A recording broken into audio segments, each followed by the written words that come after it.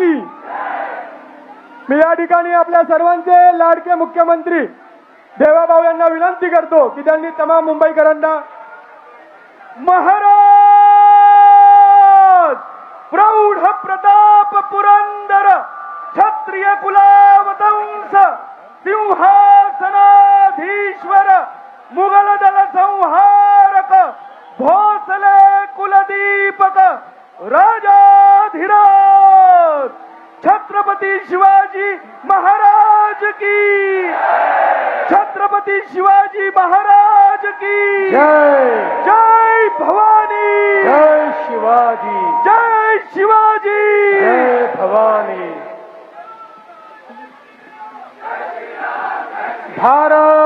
भारत माता की भारत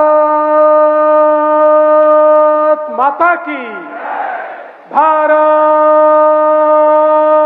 माता की छत्रपती शिवाजी महाराज की धर्मवीर छत्रपती संभाजी महाराज की जय भवानी जय भवानी जय जय जय जय जय भवानी जय जय जय जय जय शिवाजी वंदे वंदे वंदे वंदे वंदे भारत माता की। हिंदवी स्वराज्याचे सरसंस्थापक छत्रपती शिवरायांना मानाचा मुजरा करतो। भारतीय राज्यघटनेचे शिल्पकार भारतरत्न डॉक्टर बाबासाहेब आंबेडकर यांना मानवंदना अर्पित करतो। आज या ठिकाणी उपस्थित आपले महाराष्ट्राचे अध्यक्ष रवींद्र चव्हाणजी, मुंबईचे आपले अध्यक्ष अमित साटमजी, सन्माननीय मंत्री मंगलप्रभात लोढाजी, मुंबईच्या सन्माननीय महापौर रितू तावडे, या ठिकाणी उपस्थित सन्माननीय आपले मला दिसले नाही, माझं लक्षण होतं, माननीय मंत्री महोदय आशिष शेलारजी, माननीय आपले विधानसभेचे अध्यक्ष राहुल नार्वेकरजी, मंचावरील सर्व सन्माननीय आमदार पदाधिकारी आणि उपस्थित माझ्या सर्व युवा भारतीय देशभक्त भगिनी आणि बंधूंनो, आज खरं म्हणजे मला दोन सागर दिसतायत। एक आपला हिंद महासागर समोर दिसतोय आणि दुसरीकडे तिरंग्याचा महासागर मला या ठिकाणी पाहायला मिळतोय। ज्या तिरंग्याकरता आमच्या क्रांतिकारकांनी फाशीच्या ठिकाणी झेलली, ज्या तिरंग्याकरता आमच्या सैनिकांनी सीमेवर मरण पत्करलं, ज्या तिरंग्याकरता आमच्या तमाम भारतवासियांनी एक संघर्ष केला आणि 15 ऑगस्ट 1947 ला मध्यरात्री जो तिरंगा वर गेला, आता जोपर्यंत चंद्र आणि सूर्य आहे तोपर्यंत हा तिरंगा खाली येणार नाही। आज देशाचे प्रधानमंत्री माननीय नरेंद्र मोदीजी यांच्या नेतृत्वामध्ये भारत जगातली चौथी सर्वात मोठी आर्थिक महासत्ता बनलेला आहे। सातत्याने भारत प्रगती करतोय। आज वेगवेगळ्या क्षेत्रात जे कोणाला जमलं नाही ते भारताने करून दाखवलं। चंद्राच्या दक्षिण ध्रुवावर जगातला कुठलाच देश आपलं अंतरिक्ष यान उतरवू शकला नाही, ते उतरवण्याचं काम या भारताच्या वैज्ञानिकांनी करून दाखवलं। अमेरिकेनंतर अंतराळामध्ये पहिल्यांदा प्रायव्हेट कंपनीच्या माध्यमातून अंतराळ यान सोडणारा देश आपला भारत देश झाला। आज या ठिकाणी आयटी असो, एआय असो, डीप टेक असो, सर्व इमर्जिंग टेक्नॉलॉजीज मध्ये जगाशी मुकाबला करणारा आमचा भारत आपल्याला पाहायला मिळतोय. जगातली दुसऱ्या क्रमांकाची सगळ्यात मोठी स्टार्टअप इकोसिस्टीम म्हणून गेल्या 7-8 वर्षात हाच भारत जगासमोर उभा राहिलेला आहे. आणि एक प्रचंड मोठी शक्ती, युवा शक्ती, जगामध्ये सर्वाधिक युवा असलेला देश हा आमचा भारत देश झालेला आहे.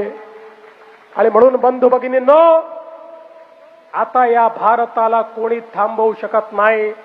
हे खरंय, काही शक्ती भारताला थांबवायचा प्रयत्न करतायत. काही परकीय शक्ती देखील हा प्रयत्न करतायत की भारताची घोडदौड थांबली पाहिजे. त्यांना भीती वाटते भारत असाच पुढे जात राहिला तर एक दिवस जगातली सर्वात मोठी महासत्ता आपला भारत देश होईल. आणि म्हणून सातत्याने या भारताच्या अंतर्गत मामल्यांमध्ये त्या ठिकाणी काही ना काही लुडबुड करण्याचा प्रयत्न करतात. पण त्यांनाही मी सांगू इच्छितो, ही तिरंगा घेऊन या ठिकाणी बाहेर पडलेली तरुणाई आहे, यांना थांबवण्याची ताकद तुमच्यामध्ये नाही. या भारताला थांबवण्याची ताकद तुमच्यामध्ये नाही. आता भारत पुढेच जात राहणार. आणि मोदीजींनी ज्या भारताची संकल्पना केली आहे, मित्रांनो, आता केवळ 2 दशक बाकी आहे. 2 दशक. 2047 ला हा भारत जगातला विकसित देश म्हणून या जगाच्या नकाशावर आपल्याला पाहायला मिळेल. आवश्यकता केवळ एकाच गोष्टीची आहे. छोट्या छोट्या गोष्टींमध्ये अडकून आपल्याला चालणार नाही. जातीपाती धर्माच्या भेदात अडकून आपल्याला चालणार नाही. वेगवेगळ्या वादात अडकून आपल्याला चालणार नाही. आपल्याला एकच दृष्टिकोन घ्यावा लागेल. आपल्याला एकच मंत्र घ्यावा लागेल. आम्ही एक साथ चलो, आम्ही एकत्रित चलो, कदम से कदम मिलाकर चलेंगे, तिरंगा हाथ में लेकर चलेंगे, तिरंगे की आन बान और शान के लिए एक साथ जिएंगे और एक साथ मरेंगे. अशा प्रकारचा विचार घेऊन जर आपण पुढे गेलो तो मां कसम भारत को कोई रोक नहीं सकता. भारत को रोकने की ताकत किसी की नहीं है. आणि म्हणून मी तुम्हाला एवढं सांगण्याकरता आलो आहे, आज जरी तिरंगा यात्रा आपण काढत असलो तरी तिरंगा आमच्या मनामध्ये आहे. तिरंग्याचा सन्मान आमच्या मनामध्ये आहे. या भारताचं संविधान आमच्या मनामध्ये आहे.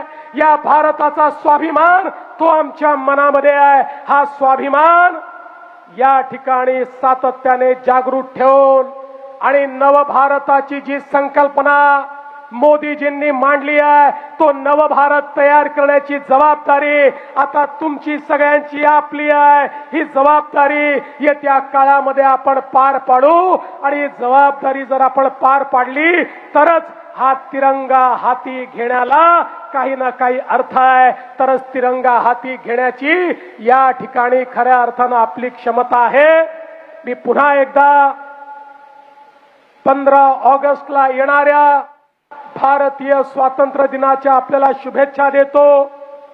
9 ऑगस्टला क्रांती दिन होता. क्रांती दिनापासून तिरंगा यात्रा आपण सुरू केली आहे. पुढची क्रांती 9 ऑगस्ट 1942 ची क्रांती ही करो या मरोची क्रांती होती. 1942 ची क्रांती ही भारत छोडोची होती. आताची क्रांती ही करो या मरोची आहे, पण ती विकसित भारत तयार करण्याकरता करो या मरोची आहे. आताची क्रांती ही या भारत विरोधी शक्तींना भारत छोडो म्हणण्याची क्रांती आहे. आताची क्रांती तुमच्या आणि आमच्या जीवनामध्ये परिवर्तन घडवण्याकरता आपल्याला एकत्रितपणे करायची क्रांती आहे. आणि म्हणून आपल्या मी या ठिकाणी मनापासून शुभेच्छा देतो.